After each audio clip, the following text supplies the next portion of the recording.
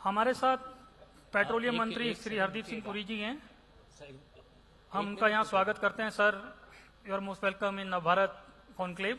This is our first conclave in Delhi and we are delighted to hosting you here. Sir, अभी कई सारे मामले चल रहे हैं, हम अलग अलग विषयों पे बातचीत करेंगे, लेकिन सबसे पहले क्योंकि आपने देश को एक बहुत ही बड़े ईंधन संकट से बचाया है, हम उसके ऊपर बात करना चाहेंगे, हॉर्मुज पे, और मैं उसके बाद एथनॉल पे भी आऊँगा क्योंकि उसको लेकर काफ़ी विवाद चल रहा है। तो जैसा कि आप सभी को पता है कि अभी इजराइल, अमेरिका और ईरान के बीच में जो युद्ध चल रहा था, उस दौरान समस्त दुनिया में एक ऊर्जा संकट खड़ा हो गया था। कई देशों में राशनिंग हो गई थी, कई देशों में ब्लैक में पेट्रोल डीजल मिल रहा था, कई जगह मिल ही नहीं रहा था। कई देशों ने हफ्ते को 3 दिन का बना दिया, किसी ने 4 दिन का बना दिया। लेकिन भारत में तमाम आशंकाओं के बावजूद इस तरह की कोई भी घटना नहीं हुई और इस तरह का कोई भी स्थिति नहीं बनी जिस दिन हमें यह लगा हो कि आज भाई हमें अपनी गाड़ी नहीं निकालनी है, अपना स्कूटर नहीं चलाना है, मोटरसाइकिल नहीं चलानी है, या ऑफिस नहीं जाना है। और उसके पीछे अगर कोई व्यक्ति था तो वो हमारे दूरदर्शी प्रधानमंत्री नरेंद्र मोदी थे। और लेकिन ग्राउंड पे जिस आदमी ने इस पूरी व्यवस्था को सुचारू रूप से चलाए रखा और इसके लिए दिन रात एक कर दिया, वो आज हमारे साथ हैं श्री हरदीप सिंह पुरी, पेट्रोलियम मंत्री। मैं चाहता हूं कि आप सभी उनका यहां स्वागत करें। और ये तालियां इसलिए भी बजनी चाहिए कि एक भी दिन हमने ना तो बिजली कटौती देखी, ना हमने अपनी गाड़ियों को घर में रखा, ना बच्चों का स्कूल जाना बंद हुआ, ना कॉलेजेस बंद हुए। इसके लिए हम सरकार धन्यवाद करते हैं। सर, इस पे मैं शुरू करना चाहूंगा कि आखिर ऐसा भारत के पास क्या था कि जब पूरी दुनिया में इस तरह का क्राइसिस था, वेस्ट एशिया क्राइसिस, तो भारत में उसका बिल्कुल भी असर हमें महसूस नहीं हुआ।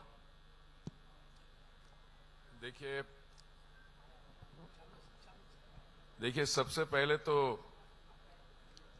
मैं आपकी एक बात से सहमत हूं कि ये जो ऊर्जा क्षेत्र, एनर्जी सेक्टर में जो क्राइसिस आया, ये एक तरह से जिसको अंग्रेजी में सुई जेनरिस कहते हैं, वन ऑफ ए काइंड और once in a lifetime आया। पर ये पहली बार नहीं है माननीय प्रधानमंत्री जी के जब से उन्होंने दायित्व संभाला मई 2014 से, ये पहली बार नहीं है जब हमें महामारी का भी सामना करना पड़ा। तो संयुक्त राष्ट्र में 190 से अधिक देश हैं और हमारे यहां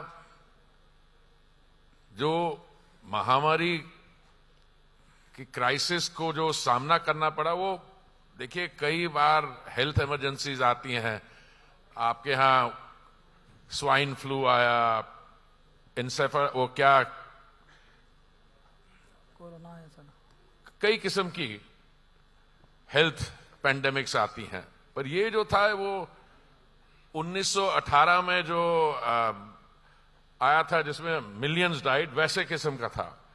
तो इसमें कॉमनैलिटी क्या है? मैं तो समझता हूं कि ये हमारा सौभाग्य है कि हमारा जो रिस्पांस था वो दुनिया के 190 से अधिक देशों को अगर आप देखें उनके रिस्पांस को, तो both during the Covid pandemic और एनर्जी क्राइसिस में माननीय प्रधानमंत्री जी ने कुछ ऐसे निर्णय लिए जिसके कारण और उसकी whole of a government response के कारण हमने सिर्फ इन समस्याओं का सामना नहीं किया, but we converted the challenge into an opportunity.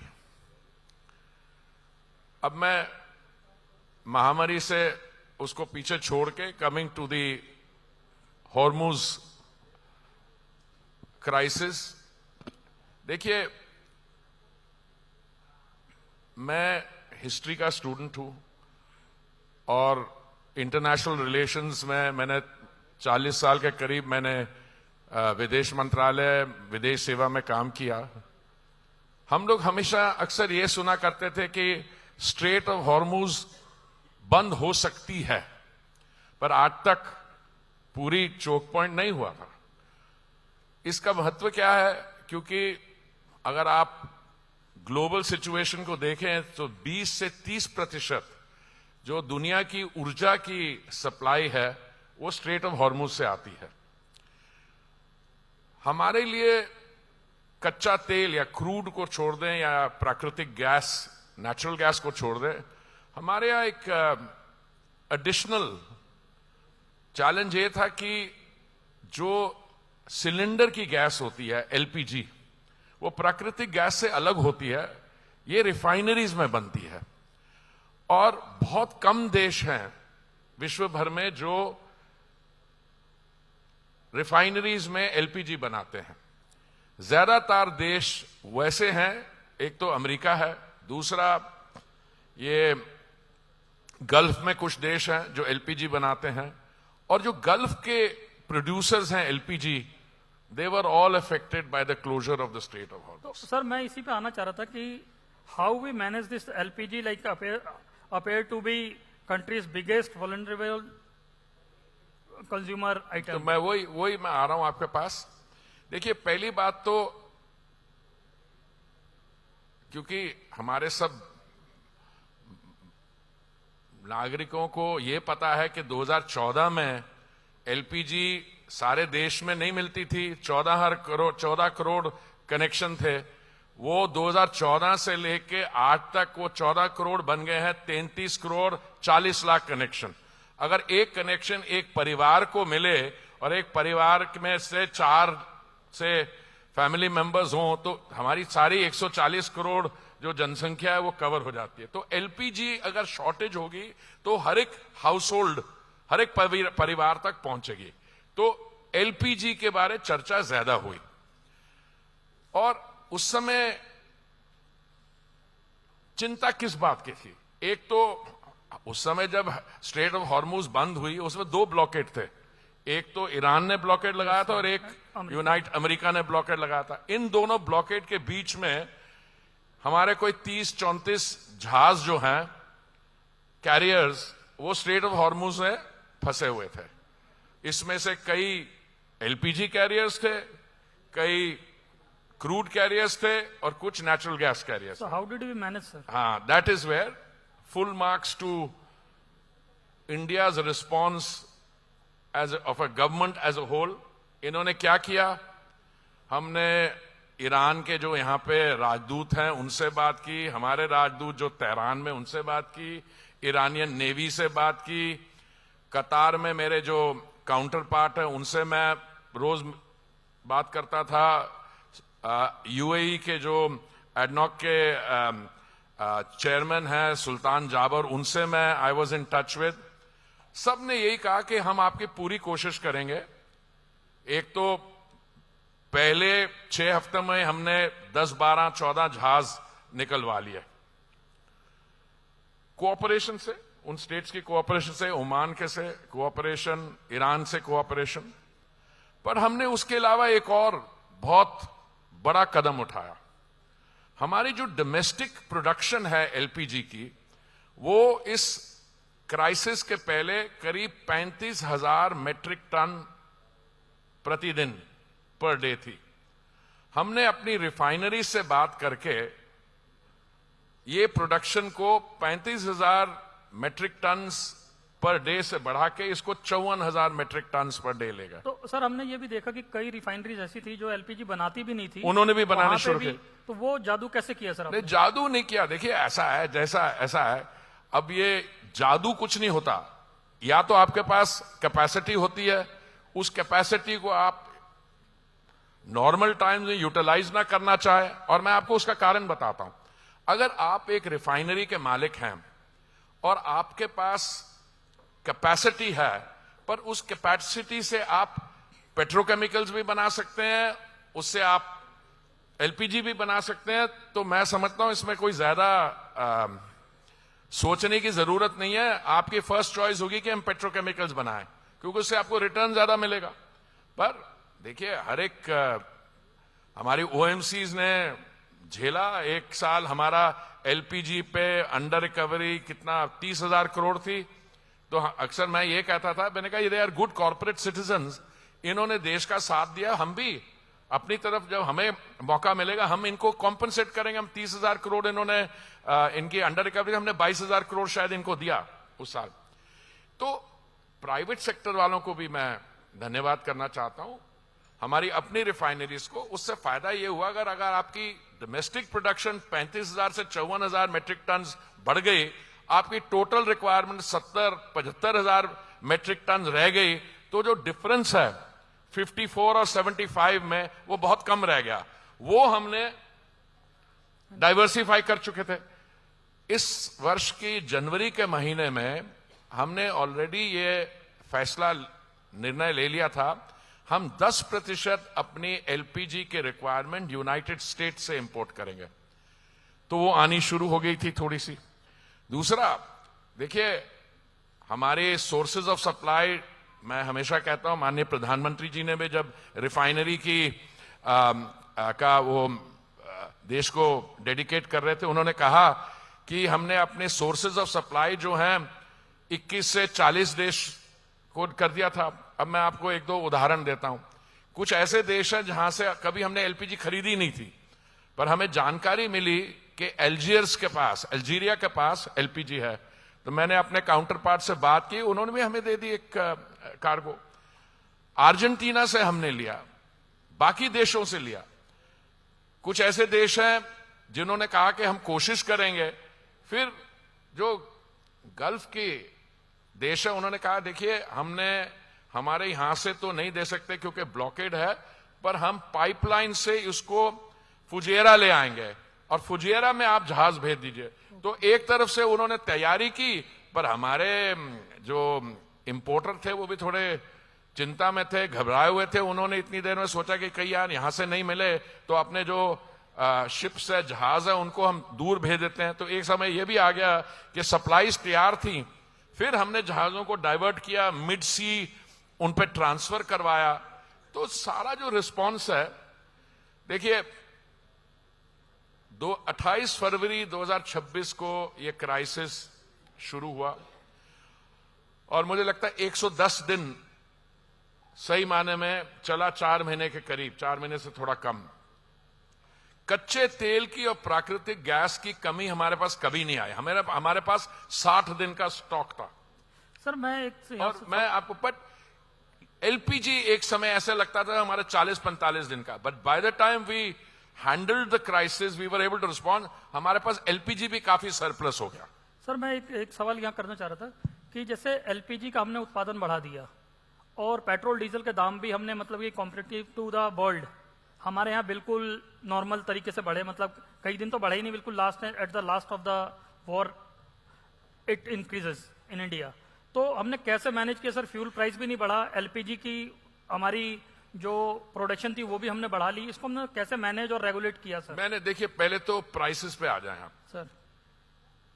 पिछले 4 वर्ष में आप पेट्रोल और डीजल के दाम देखें, दिल्ली में देखें तो मुझे लगता है कि इन ओवरऑल टर्म्स पिछले 4 साल में दाम कम हुए हैं, बढ़े नहीं है।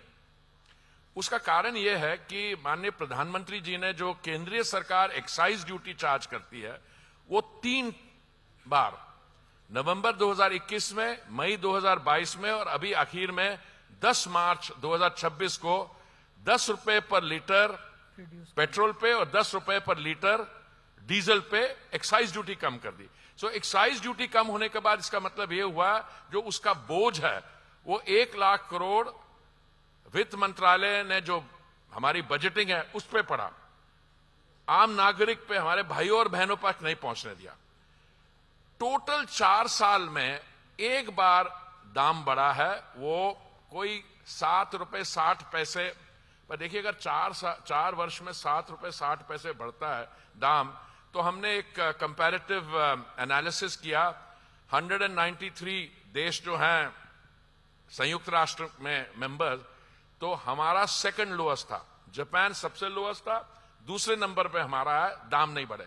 तो कुछ हमारे मित्र लोग हैं जिनको आदत है कि हमारी निंदा करनी है, डेमोक्रेसी में जरूरी भी होता है, तो उनको और कुछ नहीं मिलता, तो फिर जब मेरे से बातचीत करते हैं तो दाम कब कम होंगे, मैंने कहा बिल्कुल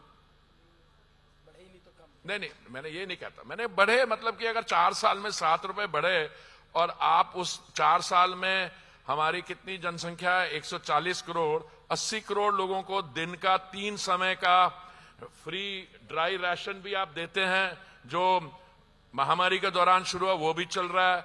आप 300 यूनिट बिजली के भी मुफ्त देते हैं, और सिलेंडर का दाम जो बढ़ा, मैं अगर आप मुझे 2 मिनट दें, तो उन्होंने कहा जी गैस के सिलेंडर इतना दाम बढ़ गया। मेरा स्वागत होता था उन समय। हाँ सर। आप याद है पार्लियामेंट में जब जाता था तो वो गैस के सिलेंडर मेरे लिए तैयार रखते थे। मैं जहां रहता हूं वहां पे भी उन्होंने हमला किया 4 बार, हमारे मित्रों ने, कांग्रेस पार्टी वालों ने। उसके परमानेंट कंट्रीब्यूशन ये होगी कि मेरे गेट के बाहर कोई नहीं होता था, वो बैरिकेड्स लगा दिए हैं। तो मैंने एक दिन ऐसे ही आप जैसे मित्र ने कुछ बातचीत की रिकॉर्डेड, तो मैंने कहा यार एक चीज बताओ, एक परिवार जिसमें 4 फैमिली मेंबर्स हों, एक सिलेंडर कितने देर चलता उनके लिए? तो उन्होंने कहा सर 3 महीने चलता। ये एवरेज है, क्योंकि 3 महीने अगर एक सिलेंडर चढ़ता है और 3 महीने में एक सिलेंडर चढ़ता है, तो 1 महीने में कितना दाम बढ़ा? 20 रुपया। अगर 20 रुपए महीने का दाम बढ़ा तो 20 को 30 से डिवाइड कीजिए, कितना पैसे बनता है पर डे? जितना भी बनता है उसको आप गणित में नहीं लाते हैं। तो देखिए, दिन का 3 समय का ड्राई राशन आप दे रहे हैं, 300 यूनिट बिजली मुफ्त दे रहे हैं, साथ में आप 20 पैसे या कितने पर डे इसको बढ़ा रहे हैं। तो मैंने इसको गिन लो यार 1 मिनट जरा। तो वो प्राइस का आर्गुमेंट नहीं चला, तो फिर सिलेंडर को छोड़ के ये और चीजों पे आ जाते हैं। Sir, what is the aspect that we have not acknowledged और व्हाट यू से कि हमने उसको नजरअंदाज कर दिया किसको? On the Hormuz. देखिए जिससे हम इतना बढ़िया मैनेज कर पाए। नहीं, बढ़िया इसलिए मैनेज किया कि माननीय प्रधानमंत्री जी की लीडरशिप जो है हैंड्स ऑन है। और हैंड्स ऑन लीडरशिप का मतलब ये नहीं है कि सिर्फ वो सारा समय अपना लगा देंगे, वो कठिन जो जरूरी निर्णय थे उसको लेने में बिल्कुल हेजिटेट नहीं बट करते। Sir, any aspect that we have not acknowledged or not given so much attention besides all this? Santosh ji ऐसा पूछना चाह रहे हैं कि वहां पर एक फॉर्मर डिप्लोमेट काम कर रहा था आपके रूप में, या जैसे आपने बताया कि all the relations of like your 40 years experience, ये जो मैंने पूछा आपको कि whether a diplomat was there or whether a petroleum minister of India. No, देखिए आप मैं देख रहा हूं आप कौन से रास्ते में जाना चाह रहे हैं, पर मैं आपके लिए आहिस्ता कर देता, थोड़ा आसान कर देता हूं। आज जो एनर्जी सेक्टर है हमारा, 19% of our tax revenue comes from the energy sector. हमारी जो टोटल प्रोडक्शन है और टोटल इंपोर्ट्स हैं, अब ये हमारी गैस प्रोडक्शन बढ़ती जा रही है, पर अभी भी 50% प्राकृतिक गैस हम इंपोर्ट करते हैं। क्यों? क्योंकि हमारी जो कंजम्पशन है भाई साहब, वो ग्लोबल एवरेज से 3 गुना है। जब मुझे इस मंत्रालय के साथ जोड़ा गया, उस समय हमारी consumption of crude oil per day 5 million barrels थी एक दिन की, अभी 5.6 मिलियन बैरल्स है। और एक पेरिस में इंटरनेशनल एनर्जी एजेंसी है जिनका यह कहना है कि 2030-34 तक भारत की जो इंपोर्ट है क्रूड ऑयल की, वो इससे भी बढ़ जाएगी, कंजम्पशन बढ़ जाएगी। पर अभी भी हम 85% अपना क्रूड ऑयल इंपोर्ट कर रहे हैं। हमारे से पहले जो सरकार थी 2006 और 16 के बीच में एक्सप्लोरेशन और प्रोडक्शन पे जो करना चाहिए था इन्वेस्टमेंट, उन्होंने नहीं किया। अब मैं आपको फिर कुछ आंकड़े देता हूं। गयाना में उन्होंने 45 डीप वाटर वेल्स खोदे, हर एक वेल का एक्सपेंडिचर था 1700 करोड़ के आसपास। 45 कुएं खोदने के बाद उनको ऐसा लगा कि यार इतना पैसा हमने इन्वेस्ट किया, उसका कुछ रिटर्न नहीं मिला, तो एक और करते हैं 46th वेल। उस पर भी नहीं मिला। They almost give up the program. फिर कहा नहीं एक और करो, तो 47th वेल जब उन्होंने खोदा, दे गॉट रिटर्न्स और सारा expenditure has been more than realised. हमारे यहां 2006 और 16 के बीच में ईएनपी हुआ ही नहीं, और ओएनजीसी जो हमारी अपस्ट्रीम कंपनी है उसको 50,000 करोड़ मिलता था एक्सप्लोरेशन के लिए, पर वो एलपीजी सब्सिडी में अपना पैसा लगा देते थे। अभी माननीय प्रधानमंत्री जी जब देश को एड्रेस कर रहे थे 15 अगस्त 2025, उन्होंने कहा कि हम एक नई योजना ला रहे हैं समुद्र मंथन, और उसकी फाइनेंसिंग होगी, और अभी हमें उसके लिए कोई 85,000 करोड़ की आउटले मिली है। अभी मैं आपको बड़ी खुशी होगी, अंडमान में ऑयल इंडिया ने 3 कुएं खोदे, 2 में गैस मिली।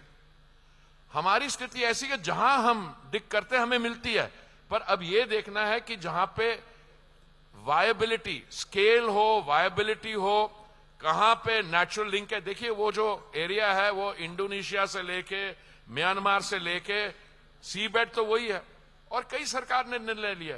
हमारा 3.5 million square kilometre sedimentary basin है, उसमें 1 मिलियन नो गो एरिया था, उसको खोल दिया।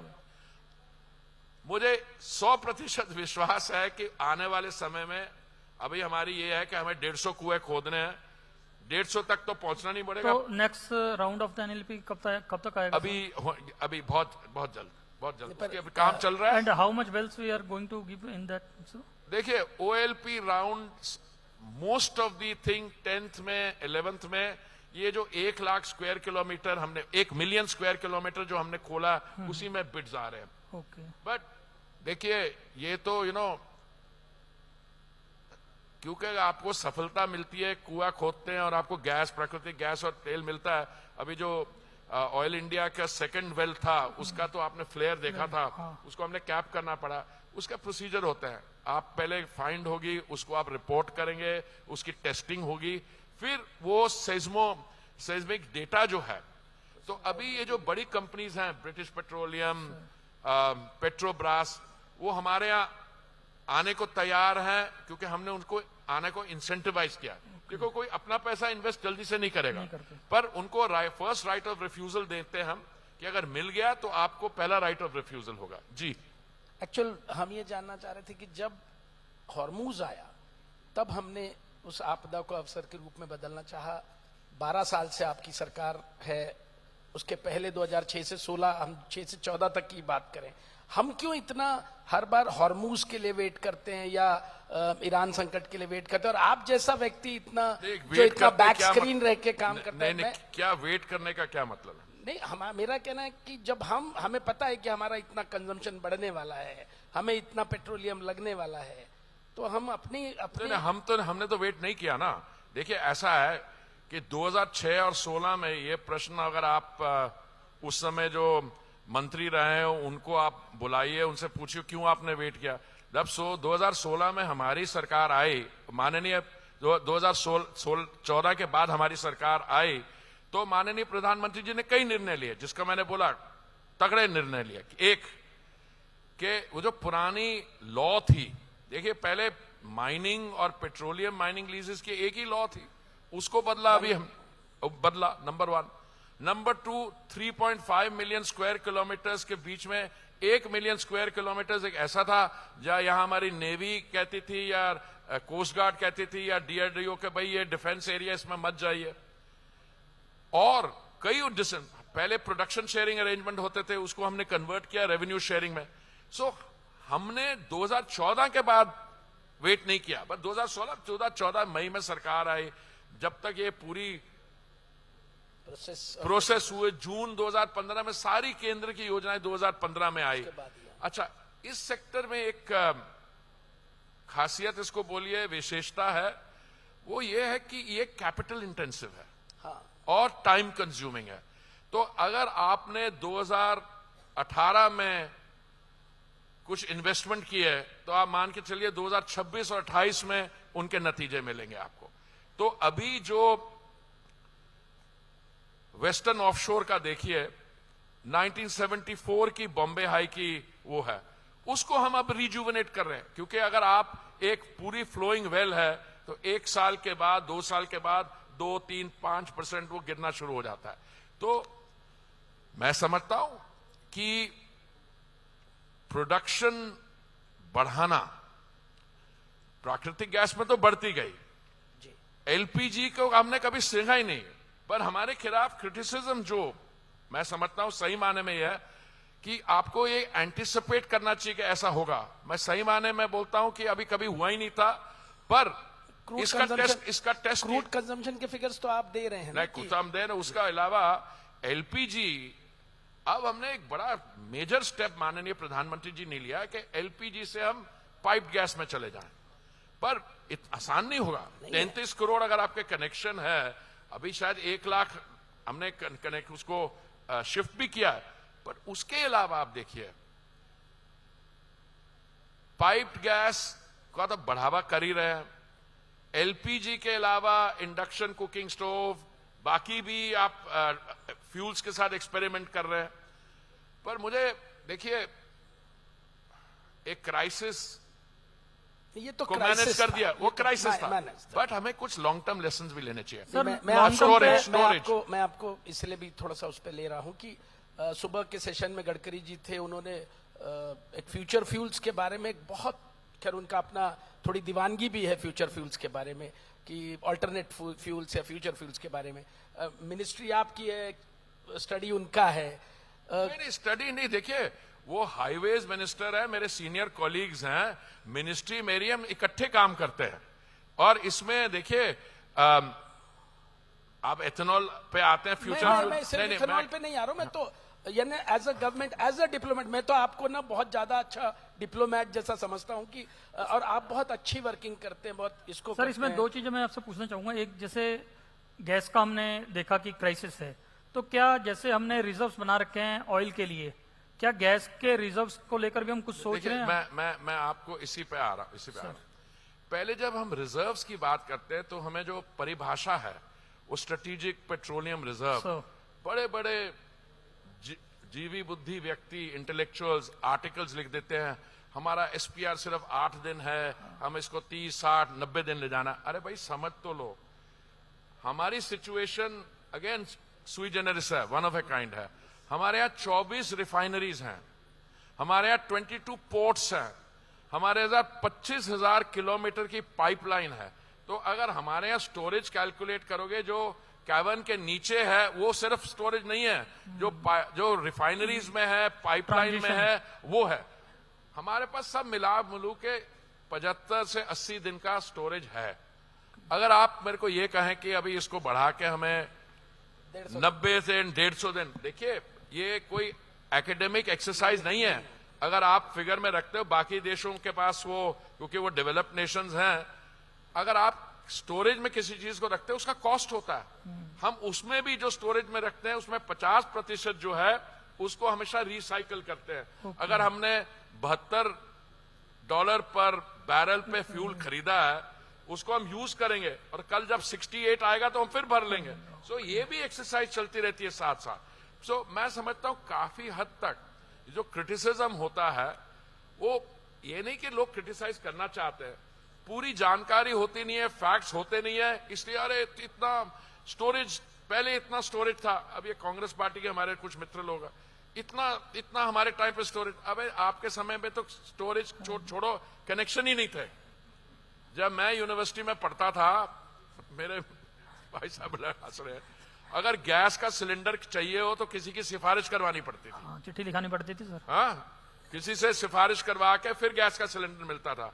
और गैस का सिलेंडर जो देने आता था, अभी आप जितनी मर्जी क्रिटिसिज्म करिए, 1,07,000 हमारे पास डिस्पेंसिंग आरओज या पेट्रोल पंप्स है देश में, 1,07,000, जिसमें से 80,000 करीब पब्लिक सेक्टर ओएमसीज के हैं, बाकी प्राइवेट सेक्टर के हैं। किसी एक स्टेशन में भी ड्राई आउट नहीं था सर, एक में भी 1,07,000 में। और दूसरा आगे देखिए, चलिए जहां तक एलपीजी है, किसी ने एक फोटो डाली और हमारे टीवी में मित्र लोग हैं, उन्होंने चलाई फोटो कि बड़ी लंबी लाइन लगी हुई। तो मैंने एक सवाल पूछा अपने साथियों से, मैंने कहा यार ये फोटो का सेंस नहीं बनता, हमारे यहाँ तो गैस सिलेंडर की बुकिंग ऑनलाइन होती है। हाँ, अगर 98% ऑनलाइन, अरे भाई ये जुगाड़ होता है हमारे यहाँ। किसी ने कहा चलो अच्छा है, कोई किराए पे लोगों को ले आओ, लाइन में खड़ा कर दो, फोटो खींच रहा है। फोटो भी खींच लो और उनको पर डे का कुछ पैसा भी मिल जाएगा लाइन में लगने वालों को। मिलेगा। और फिर क्या होगा, अब मैं अपनी बात बताता हूँ। देखिए मैं दिल्ली में, मेरी पैदाश हुई, सारी दिन दिल्ली में रहा। हमारे कोई फैमिली फ्रेंड्स हैं, वो गुरुग्राम में रहते हैं। तो मेरे को उनका फोन आया जी 80 भी 5 सिलेंडर ले लेने। तो मैंने कहा आपके यहाँ तो पाइप गैस है। फिर पंजाबी तो समझते हैं आप। हाँ जी। फिर कहते फिर भी, मैंने कहा समझ नहीं आया 5 सिलेंडर किस लिए लिए? अगर आपके पास पाइप गैस है, पाइप गैस सिलेंडर गैस से 20% सस्ती है। कोई सिलेंडर वाले का वेट नहीं करना है। हाँ, कोई वेट नहीं करना। On your decision. बट अगर आप, हम में से कुछ ही लोग कह रहे अरे बड़ी सिलेंडर की शॉर्टेज होने वाली, शॉर्टेज होनी है, होर्डिंग करनी शुरू कर दो, होर्डिंग से ब्लैक मार्केटिंग करनी शुरू। एक रियल प्रॉब्लम आई थी इस समय, क्योंकि जो डीजल का रेट, जो कमर्शियल डीजल का है, वो मार्केट डिटरमिन करती है। वो एक समय ऐसा आया कि 1 लीटर डीजल कमर्शियल और पर्सनल यूज में 40 रुपए पर लीटर का अंतर आ गया। उसमें प्रॉब्लम हुई। अच्छा, बट मैं पूरे मार्क्स देता हूं अपने मंत्रालय को और हमारे सेक्रेटरी को। उन्होंने मेरे पास आके कहा जाए 200 लीटर कर दें हम पर्सनल के लिए। मुझे लगा यार ये कौन सा व्यक्ति है जो एक दिन में 200 लीटर करता है, पर मेरा मूड जरा, मैंने कहा हाँ कर दो। उसके बाद मैं पहुंचा लुधियाने में बैठक हुई, ठीक है, और आज बेसिकली पॉलिटिकल बैठक थी। तो वहां पे एक भाई साहब खड़े हो गए, ये बहुत आपने गलत किया कि आपने 200 लीटर पे कन्फाइन कर दिया। तो मैं थोड़े मुस्कुराना चाहा, पर मैंने सीरियस अपना एक्सप्रेशन रखा। फिर मैंने कहा भाई साहब आप ये बताइए कि आप एक दिन में एक आदमी को 200 लीटर अगर मिलता है तो आप ये खर्च कहाँ करते हैं? ओ जी मेरी फैक्ट्री में बड़ी जनरेटर लगे हुए हैं। तो मैंने कहा भैया आपको तो कमर्शियल लेना चाहिए, कमर्शियल यूज करना चाहिए। कहता हाँ वो भी बात सही है। फिर मुझे खुशी हुई कि मेरे सेक्रेटरी जो है डॉक्टर मित्तल, उन्होंने 200 लीटर किया। उससे we were able to draw out the people, smoke out people जो मिसयूज कर रहे हैं। पर 2-4 दिन में वो 40 रुपए का जो है वो 20 रुपए हो गया, और एकदम उसके बाद अभी तो बराबर है, 2-3। तो देखिए जहां पे प्राइस डिफरेंशियल आता है तो मोटिवेशन ब्लैक मार्केट की, होर्डिंग की बढ़ जाती है। खुशी की बात यह है कि ये 4 महीने टल गए। Now we are back to normal.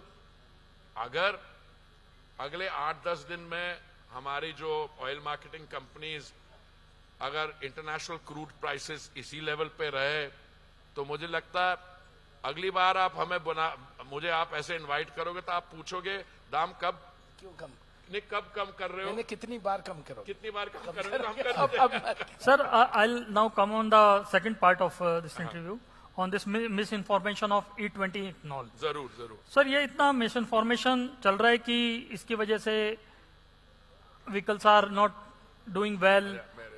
और क्या सर ये भी कहा जा रहा है कि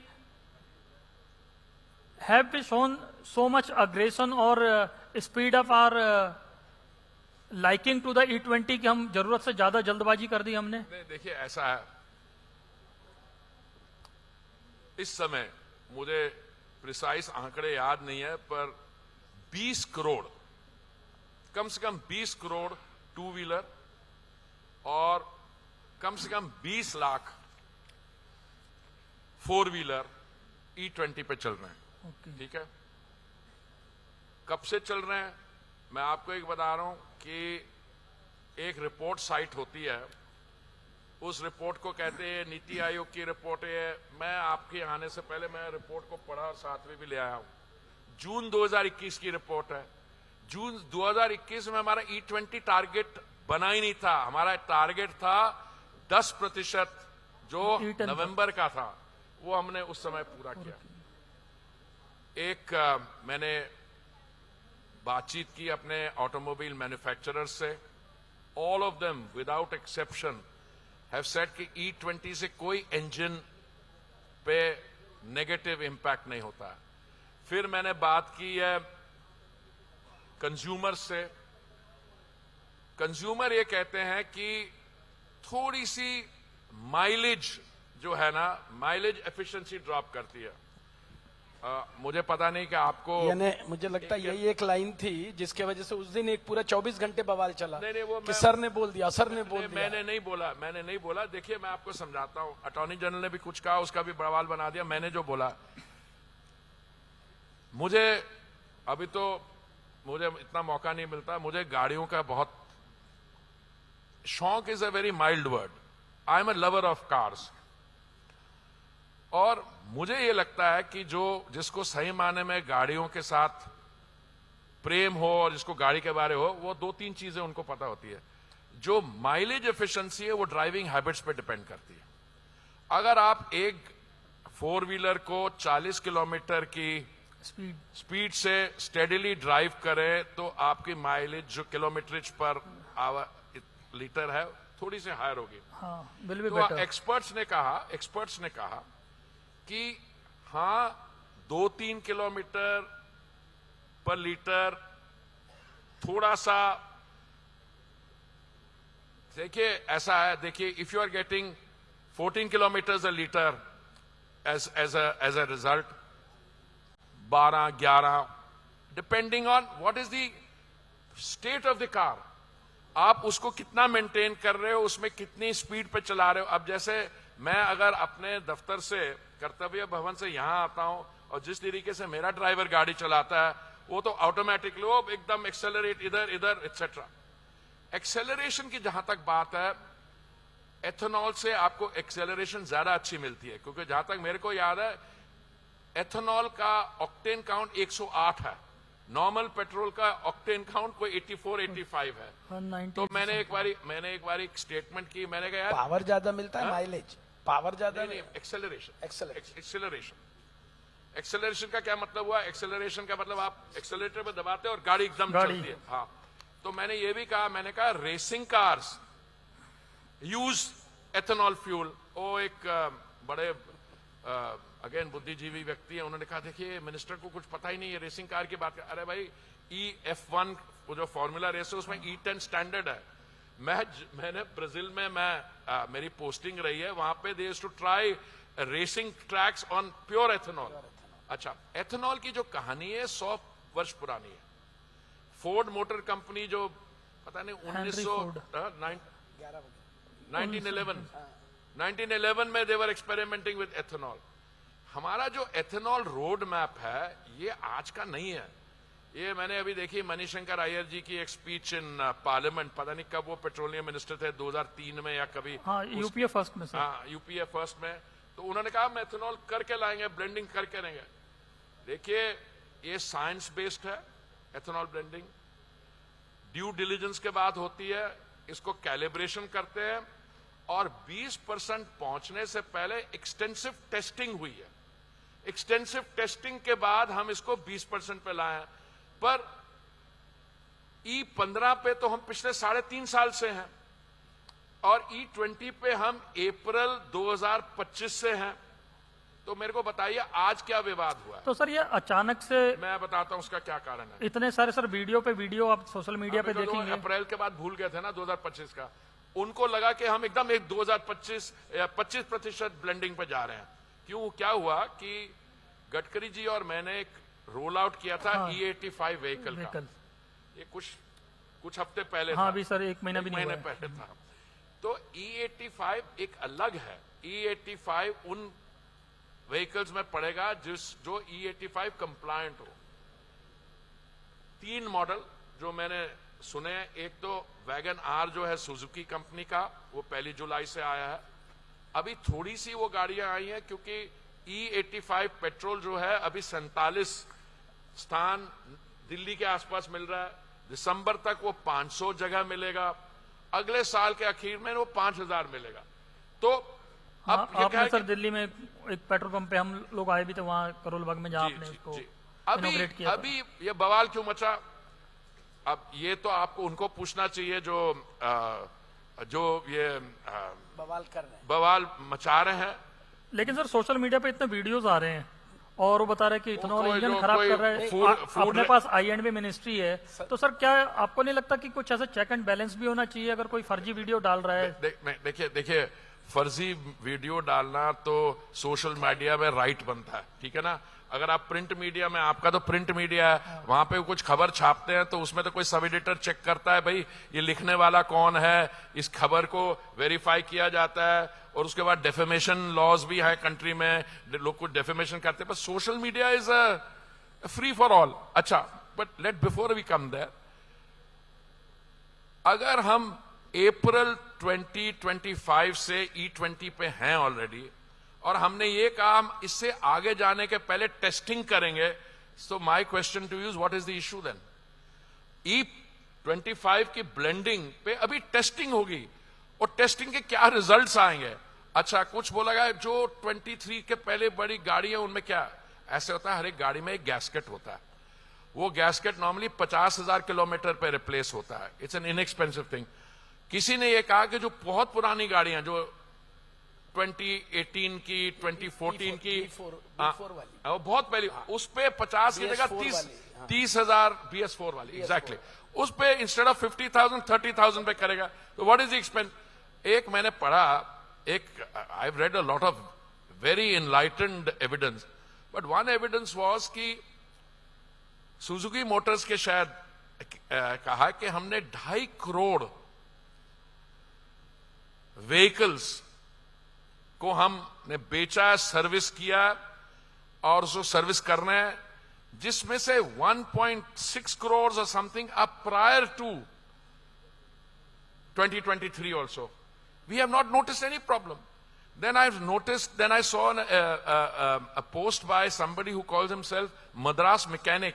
He said, I have serviced cars, all these, there are no problems. So, अब सोशल मीडिया में क्यों हो रहा है, इसका जवाब मैं नहीं दूंगा, आप लेकिन सर ये E20 Santosh, but on conclusion, on part of conclusion में सर से ये जानना चाह रहा था, सर आपको नहीं लगता कि आप थोड़ा सा डिलेर होकर एक 4-6 महीने के लिए इतना तो नुकसान सहन कर रहे हैं, 5 रुपए लीटर पेट्रोल डीजल कम कर दीजिए, सब खत्म हो जाएगा। नहीं, मैं समझा नहीं, आप सस्ता कर दीजिए। नहीं, किसको सस्ता कर रहे हैं, एथेनॉल को या दूसरे वाले को? नहीं, आप किसी को भी सस्ता करिए, एथेनॉल आप E85 की बात मत करिए। नहीं, देखिए, ये चॉइस की बात करते हैं। हाँ जी, चॉइस नहीं, मैं तो बोल रहा हूँ जो जनरल पेट्रोल डीजल है, ये जो जितना हो अल्लाह हो रहा है, फिर भी आएगा, फिर भी वो क्रूड। नहीं, मैं आपको मैं थोड़ा सा एग्जांपल देता हूं। जब E85 की रोल आउट हुई थी, तो मैंने IOCL के चेयरमैन और कुछ अपने बाकी साथियों से कहा, मैंने कहा भैया ये तुम लोग, ये सवाल आपसे पूछा जाएगा, तो उन्होंने खुद ही कह दिया हम E85 को 20 रुपए पर लीटर सस्ता बेचेंगे।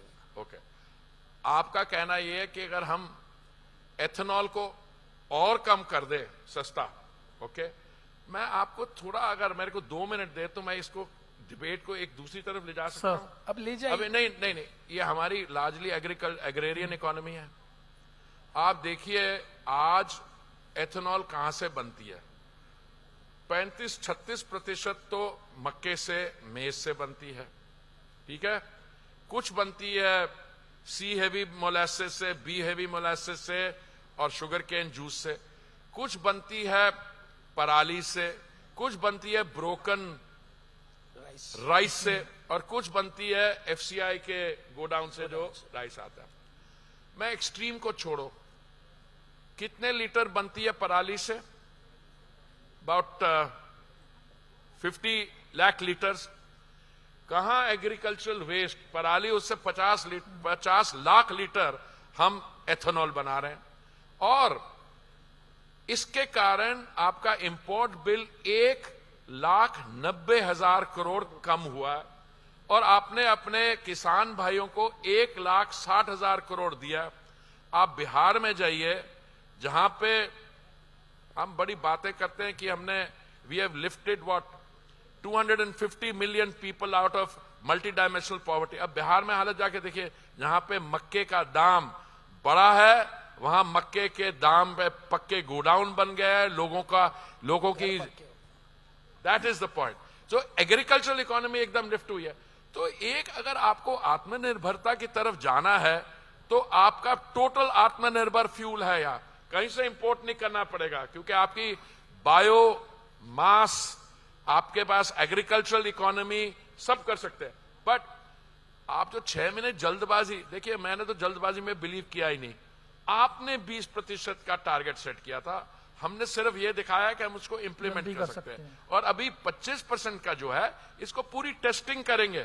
टेस्टिंग करने के बाद हम स्टेक होल्डर्स से बात करेंगे, ऑटोमोबाइल मैन्युफैक्चरर से, कंज्यूमर से, और ये जो हमारे एक्टिविस्ट हैं, सोशल एक्टिविस्ट हैं, मैं तो आई लाइक सोशल एक्टिविस्ट, उनसे भी गपशप लगाएंगे कि बताइए। अब वो चॉइस की बात करते हैं, तो एक पेट्रोल पंप में आज कितना चॉइस है मैं बताता हूं। सीएनजी है, ठीक है, कंप्रेस नेचुरल गैस जो गाड़ियों में पड़ता है, आपके पास वहां पे पेट्रोल है, डीजल है, नहीं एक मिनट, पेट्रोल भी दो किस्म के हैं, एक नॉर्मल है और एक वो हाई स्पीड, हाई ऑक्टेन वाला है। और उसके बाद डीजल, नहीं, उसके बाद ब्लेंडेड फ्यूल है विच इज E20। ओके, तो टिल्क मिला के 5-6 चॉइसेस हैं। अगर आप 3-4 और चाहते हो तो ऐसे करते हो, पेट्रोल पंप जो है ना वो नीचे जो स्टोरेज होता है वो उसके लिए भी है। सो ऐसा है हमारा काम है। मैंने हमेशा कहा है, criticism we welcome, good ideas we will implement, but look at this remarkable journey। कहां 1.5% ब्लेंडिंग थी 2014 में, उसको 20% ले गए हो। अब प्रोडक्शन कितनी एथेनॉल की, हमने तो ये कैलकुलेशन की थी कि 20% ब्लेंडिंग के लिए हमें 11 करोड़ लीटर चाहिए होगा, 1100 करोड़ लीटर चाहिए होगा। करते करते करते प्रोडक्शन कैपेसिटी बन गई 2200 करोड़ लीटर। क्यों? इतना सफल प्रोग्राम है। अच्छा देखिए, झूठ क्या बोला जा रहा है। एक हमारा बगल वाला देश है, क्योंकि मैं डिप्लोमेसी में ट्रेंड हूं, उसका नाम नहीं लूंगा, उन्होंने हमसे एथेनॉल ब्लेंडेड फ्यूल मना कर। अरे मेरे भाई, हमने एथेनॉल ब्लेंडिंग फ्यूल का तो अभी एक्सपोर्ट अलाउ ही नहीं की। मना कैसे करेगा जब हम एक्सपोर्ट ही नहीं कर रहे हैं? समझ गए? सो आपके जो सोशल मीडिया में बवाल क्यों है, आप जो मर्जी फैला दीजिए, सो शाम तक आपके पास वो वापस पहुंच जाएगी। So I am not very worried. No problem. मुझे लगता है कि we should sum up on the note कि जल्दी ही हरदीप सिंह पुरी पेट्रोल सस्ता करेंगे। नहीं, that can be a good note on which to। विकसित भारत इज अगेन दैट ना। No, विकसित भारत नहीं सर, विकसित भारत में मतलब एक लास्ट एनर्जी सेल्फ सफिशिएंट की जब हम बात करें, विकसित भारत तक वेट मत करिए, वो तो 2047 में होगा विकसित भारत। जल्दी करवाइए, जल्दी करवाइए इसको। क्या बात है, आप देखिए आपकी क्या परिभाषा है डेवलप्ड की? हाँ, मैं तो संयुक्त राष्ट्र में काम किया, डेवलपिंग कंट्री की भी कोई परिभाषा, लीस्ट डेवलप्ड की होती है। लीस्ट डेवलप्ड की होती है वो 32 देश हैं जो लीस्ट डेवलप्ड है। भाई आपकी economy is now the fastest growing major economy. आपका रेट ऑफ ग्रोथ, अरे ये हमारे एक युवा नेता उन्होंने कहा इंडियन इकोनॉमी इज डेड, क्योंकि अंकल कोई बाहर बैठ के उसने कहा था डेड इकोनॉमी, तो भांजे ने भी यहां बोल दिया। अरे भाई, ये डेड इकोनॉमी अगर 7% पे ग्रो कर सकती है, आपकी एनर्जी कंजम्पशन ग्लोबल एवरेज की 3 गुना है, तो what are we discussing? So don't wait too long. अच्छा, नहीं, वैसे आप यही प्रार्थना करिए, बिकॉज आपकी सोच डायरेक्ट लाइन है ऊपर कि straight of Hormuz global piece रहे। मेरी ये आपको सबमिशन है, इस समय विश्व भर में कोई कच्चे तेल की और प्राकृतिक गैस की कमी नहीं है। There is more and more gas coming on the global market from the western hemisphere. Also United States has become a very big producer, Venezuela is back on the market, Iran is on the market. So कमी नहीं है। इसीलिए तो मैंने request किया आपसे, announce today that within 15 days we are. नहीं, ऐसा है, ये पार्लियामेंट में जाके मैं कभी ऐसे शब्द नहीं इस्तेमाल करूं which can be counted as an assurance. और आपके यहाँ पे जितना भी आप मेरे को प्रेम से बोल। नहीं, देखिए मेरा दिस नॉट माय डिसीजन। आपको ये कहता हूं, अगर ग्लोबल सिचुएशन ऐसी रही, enough is available, prices remain at this level or come down, then why not? I think this session completely, they wants a word like this from you, that if everything goes positively we will be 100%. If it goes positive, then we must think positively. Thank you. Thank you very much, sir. Thank you, Hardip Puri sir.